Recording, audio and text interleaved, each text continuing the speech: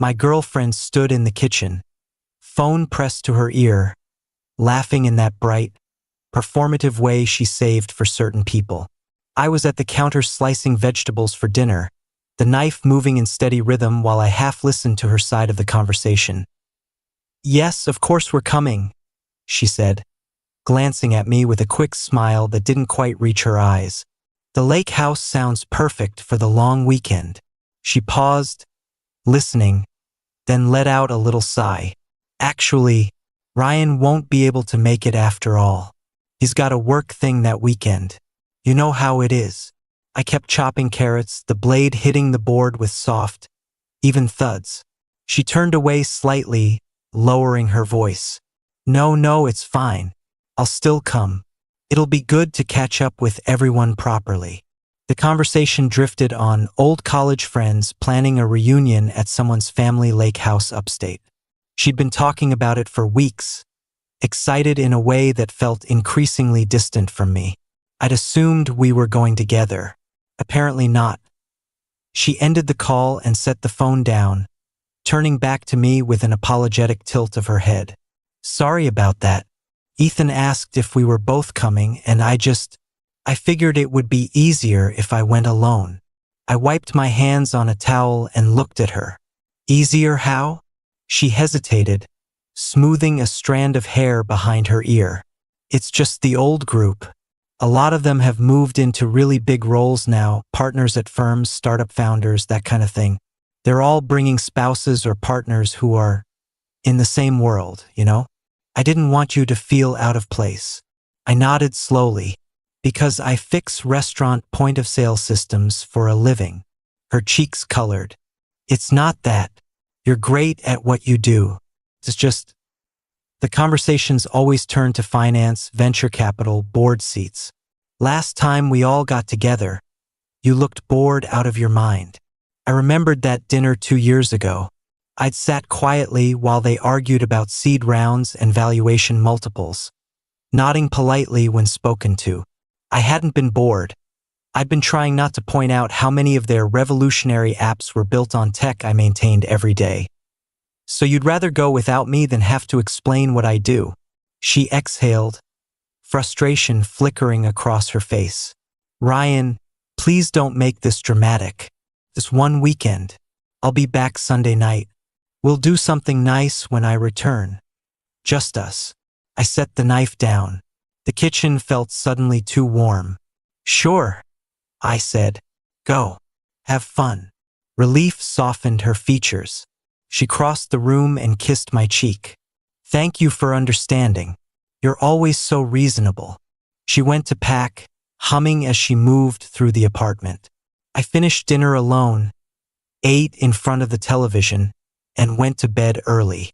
She slipped in beside me hours later, smelling faintly of the lavender lotion she used before trips. I pretended to be asleep. The next morning, she left in a flurry of bags and excitement. I waved from the doorway, watched her Uber disappear down the street, and closed the door with a quiet click. Then I started planning. I didn't rage. I didn't text her angry paragraphs or call her parents. I simply opened my laptop and began making lists. First, logistics. We'd lived together for 3 years in this rented loft in Brooklyn. The lease was in both our names, but I earned more steadily. I could cover it alone if needed. Most of the furniture was mine. I'd bought it when I moved in, and she'd added decorative touches. My clothes, books, tools, gaming setup, the espresso machine I'd saved for, those were easy. I called my sister, Lauren. She answered on the second ring. "Hey, you free this weekend?" "Mostly." "Why?" "I'm moving out today. Can I borrow your van and crash on your couch for a bit?" A long pause. "You and Vanessa are done?" "Pretty much. I'll explain when I see you." She didn't push. "I'll be there in an hour." While I waited, I packed with methodical calm. Clothes first, folded neatly into suitcases. Books into boxes. I left the decorative pillows she loved, the framed prints she'd chosen, the throw blankets that smelled like her perfume.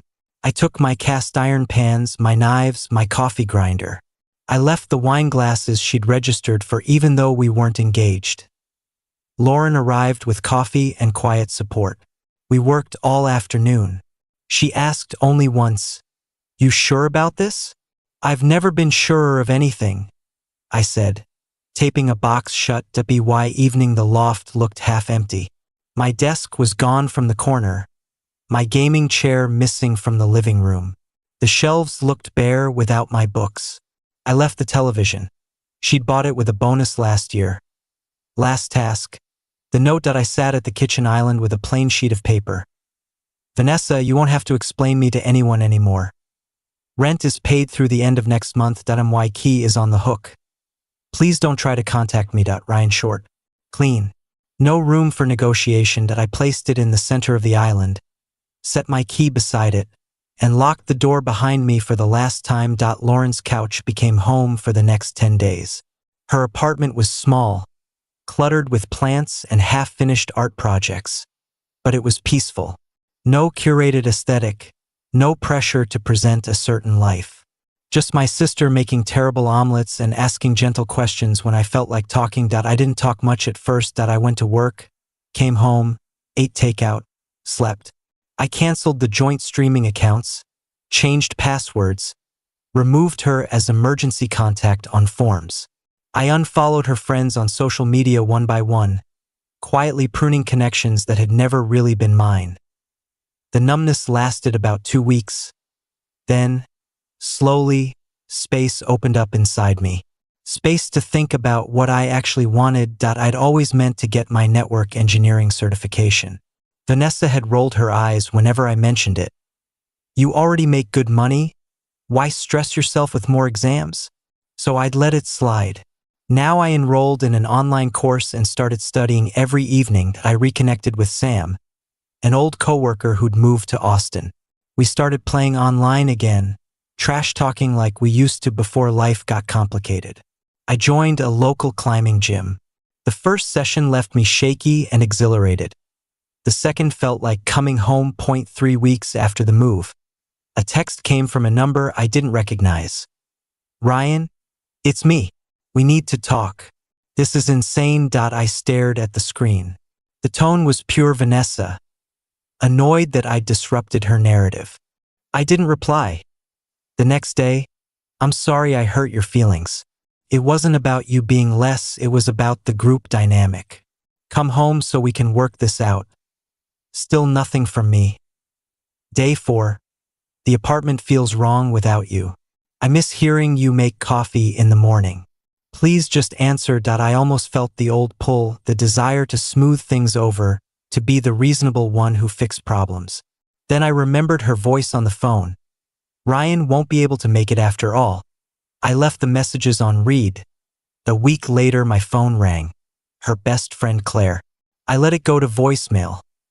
Claire left a message, voice tight with disapproval. "Ryan, whatever Vanessa said, she didn't mean it like that. She's been crying nonstop. You're punishing her for one thoughtless comment. Call her." I deleted it and blocked the number. The first direct sighting came a month later. I was at the climbing gym on a Thursday evening, chalking my hands before a tricky overhang, when I glanced toward the entrance and saw her. She stood just inside the doors, scanning the space, wearing the expensive athleisure she'd started buying last year. Our eyes met. She walked over slowly, as if approaching a skittish animal. "Hey," she said softly. "I hoped I might find you here." I lowered my hands, breathing steady. "You shouldn't have come. I just want 5 minutes." Her eyes were red-rimmed, makeup minimal. She looked tired in a way concealer couldn't hide. I waited. "I was awful," she said. "I diminished you to make myself feel better about keeping up with people who don't even matter. I didn't realize how much I relied on you being there, quietly supporting me, until you weren't." I nodded once. "Okay. That's it? Okay? You said it. I heard it." Frustration flashed across her face. "Ryan, I'm trying to apologize." "I accept your apology," I said calmly. "But it doesn't change anything." She stared at me, So that's it? 3 years, and you're just done. I'm done with being an inconvenience you manage. Her mouth opened, closed. For the first time, she had no script. I hope you figure things out, I said. Take care. I turned and walked toward the wall. I didn't look back to see if she left. 5 months later, I had my own place again. A small one-bedroom in Queens with tall windows and quiet neighbors. The certification exam was behind me. I'd passed on the first try. A new job offer came shortly after, senior network engineer at a growing fintech company. Better pay, remote-friendly, actual growth potential. I'd started dating casually. Nothing serious yet, just coffee with women who laughed at my jokes and didn't care about follower counts. One Saturday afternoon, I was at my favorite bookstore cafe. Laptop open, debugging a side project while sipping an iced Americano. A shadow fell across the table. I looked up. Vanessa stood there holding a paper cup, hair pulled back, wearing a coat I didn't recognize. She looked composed on the surface, but her eyes gave her away. Uncertain, searching. Hi, she said. Mind if I sit for a minute? I closed the laptop. It's a free country. She sat opposite me, wrapping both hands around her cup. You look good. Happy. I am. She nodded, swallowing. I heard you got the certification. Congratulations. Thanks. A long pause. She glanced around the cafe, then back at me. I sold the loft, moved to a smaller place in Manhattan. The lake house weekend was awful. Everyone kept asking about you. I didn't have good answers. I waited. I've been in therapy, she said quietly, trying to understand why I needed to curate everything so carefully, why I was willing to hide someone I claimed to love. I felt a flicker of something, recognition maybe, not forgiveness. Just acknowledgement that people can change, even if it's too late for it to matter to me. I'm glad you're doing the work, I said. Her eyes filled. Is there any chance, any at all, that we could try again? I'm not the same person. I looked at her for a long moment, really looked. The woman across from me was struggling, growing, hurting, but she wasn't my responsibility anymore. No, I said gently. There isn't. She pressed her lips together, nodding. A tear slipped down her cheek. She wiped it away quickly. I understand, she whispered. I really do. She stood. Take care of yourself, Ryan. You too. She walked out without looking back. The door chimed softly behind her. I opened my laptop again. The code was still there, waiting. I took a sip of coffee. Still cold, still good, and got back to work. The quiet wasn't empty anymore.